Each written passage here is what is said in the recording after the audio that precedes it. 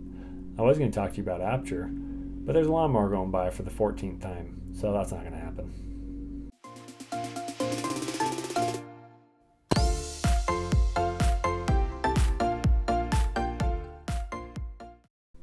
Hey everyone, welcome to the Visual Center. I'm Trent.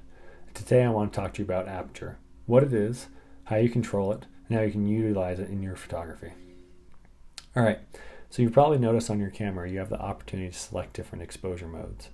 These exposure modes are going to allow you to control your camera in different ways. One of the settings you're going to choose on certain exposure modes is going to be your aperture. Now, what is your aperture? Your aperture is the size of the hole or opening in your lens that lets in a certain amount of light. Now, if you take a look down this lens, you can notice that there is a hole or an opening in the back of it. I can make that opening larger or smaller. That is my aperture. It lets in more light or less light depending on the size of the hole. Alright, so there's two important things that aperture can control.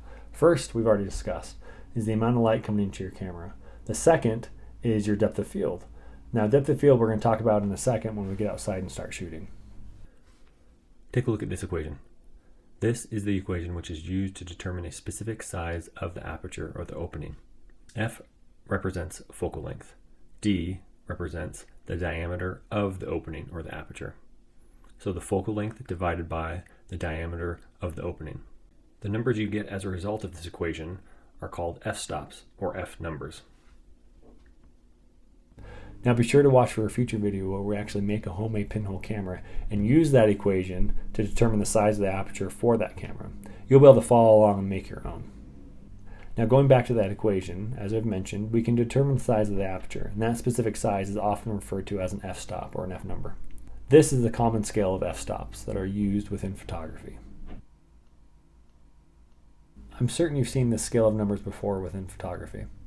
The important thing to remember is that each number represents a certain size of aperture or f-stop in your camera lens. When you move in this direction down the scale, the size of the aperture is getting larger, and it's going to allow more light to come into your camera. When you move in this direction up the scale, the size of the aperture is going to get smaller or allow less light to come into the camera.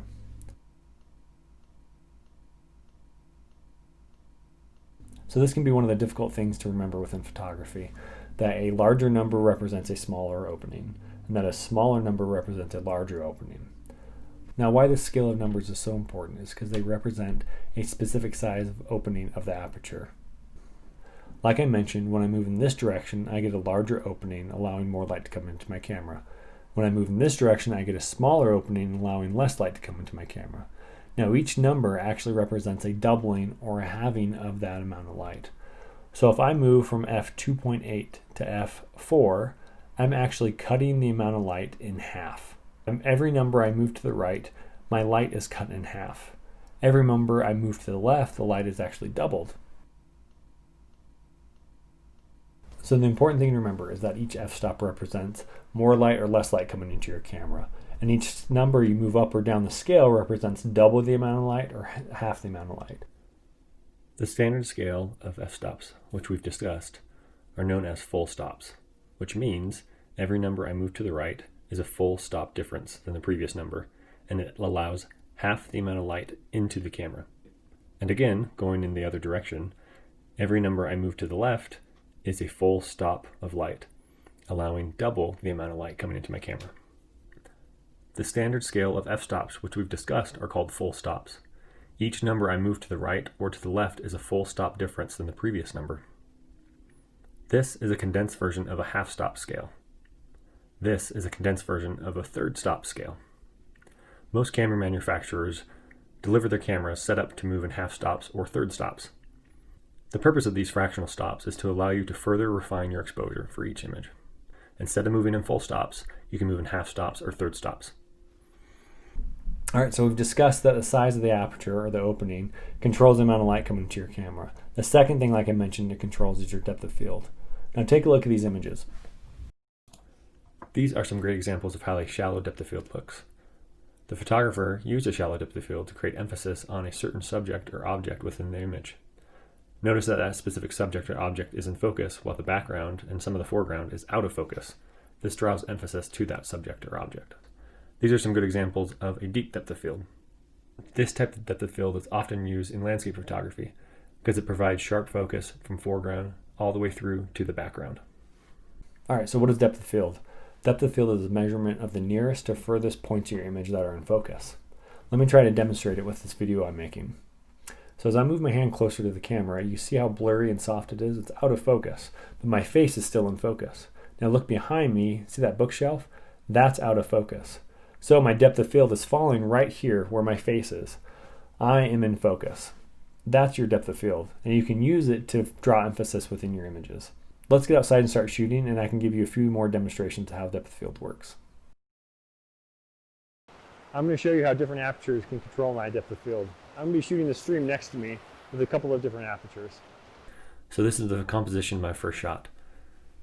Notice at the bottom of the screen, you can see my exposure data. I am photographing this at an f2.8, which means it's a shallow depth of field. My focus is on that pile of sticks in the river. You can see I'm focusing my camera. Here's my first shot. Notice that the trunks of the trees in the background are out of focus, or soft. That's because I'm using a shallow depth of field. Now with the same composition, I'm changing my aperture. Notice that that f number is changing. Now some of my other numbers are also changing because I am creating an equivalent exposure. We'll talk about that in another video.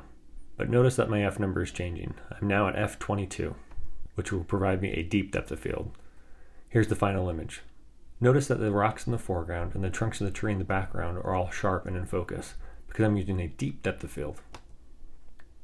Again, here's the shallow depth of field image, and here's the deep depth of field image. Can you see the difference? All right, here's my second composition. Again, I'm starting out with a shallow depth of field at f2.8, so that's a large aperture or opening, but a shallow depth of field. Here's the final image. Notice that the plant in the bottom left-hand corner is in sharp and in focus, while the other plants in the background is out of focus. This is a shallow depth of field. All right, the same composition, but I'm going to change my aperture from f2.8 to f22. So now I'm using a deep depth of field, or a small aperture or small opening. Here's the final image. The plant in the bottom left-hand corner is still sharp and in focus, but now the other plants and the ground are also sharp and in focus. This is an example of a deep depth of field. Here's the shallow depth of field image, and here's the deep depth of field image. Notice the difference? This is my third composition along the river. My camera is actually oriented to take a portrait-oriented image. I'm going to start with a smaller aperture, an f22. This is going to provide me a deep depth of field, so the foreground to the background should be in focus. Here's the final composition, and notice that the rocks in the foreground and those trees in that road in the background are all sharp and in focus. So the same composition, but now I'm going to change my aperture from a small opening f22 to a large opening f2.8. This is going to provide me a shallow depth of field. Is my camera focusing? And here's the final image with a shallow depth of field. Notice that the rocks in the foreground are slightly out of focus, and the trunks of the trees in the road in the background are out of focus because I'm using a shallow depth of field. Here's the deep depth of field, and here's the shallow depth of field. Take a look at the description below this video. In the description, I'll provide a link to a gallery of the final edits of these images. You'll be able to take a closer look at these images and see the differences in depth of field. Hopefully now you have a better understanding of what aperture is and how you can use it in your photography. If you have any questions regarding aperture or depth of field, be sure to comment below and I'll do my best to answer them. Be sure to subscribe to the channel and click the bell icon for future video notifications. And watch for my series regarding manual exposure coming up in the future. I'll see you next time. Here comes the lawnmower again. Oh, okay, it's gone. Wait, it's coming back. Okay, it's gone.